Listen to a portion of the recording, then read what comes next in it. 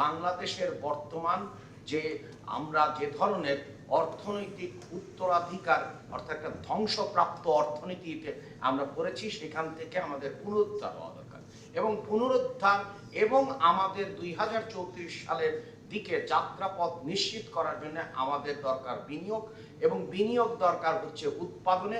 কারণ বর্তমান যে পরিস্থিতি চলছে, যে অনিশ্চয়তার পৃথিবী আছে বা সরবরাহ শৃঙ্খল ব্যবস্থার যে ধরনের অনিশ্চয়তা আছে, সেখান থেকে একমাত্র সমাধান হচ্ছে উৎপাদনশীলতার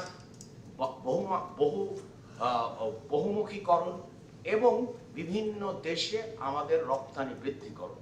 সেটা করতে গেলে আমাদের দরকার হচ্ছে বিনিয়োগ এবং শিল্পে বিনিয়োগ। এবং চায়নার সাথে বাংলাদেশের যে সম্পর্কের নতুন অগ্রযাত্রা, সেটা বিনিয়োগের মধ্যে আছে। সেই বিনিয়োগ যেমন হচ্ছে উৎপাদনে, সেই বিনিয়োগ হচ্ছে মানব সম্পদ উন্নয়নে, সেই বিনিয়োগ হচ্ছে যে আমাদের দুই দেশের মানুষের মধ্যে আস্থা এবং অগ্রগতির ক্ষেত্রে বিনিয়োগ। এবং সেই ক্ষেত্রে আমরা লক্ষ্য করেছি যে আমাদের চট্টগ্রামে যে শিল্পাঞ্চলে আশা করছি আগামী 18 মাসের মধ্যেই এখানে উৎপাদন নিশ্চিত হবে।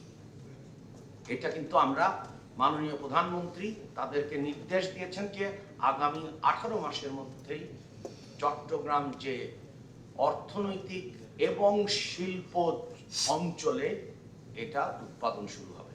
সাথে সাথে আমরা যেটা নিশ্চিত করতে চাই সেটি হচ্ছে যে মংলা বন্দরের আধুনিকায়ন এবং একই সাথে যে আসিয়ান এবং চীন, কারণ Bangladesh China Myanmar economic corridor কিন্তু এটা আসিয়ানের সাথেও সংযুক্তি, একই সঙ্গে চায়নার সাথেও সংযুক্তি, আবার একই সঙ্গে ইউরোপের সাথেও সংযুক্তি।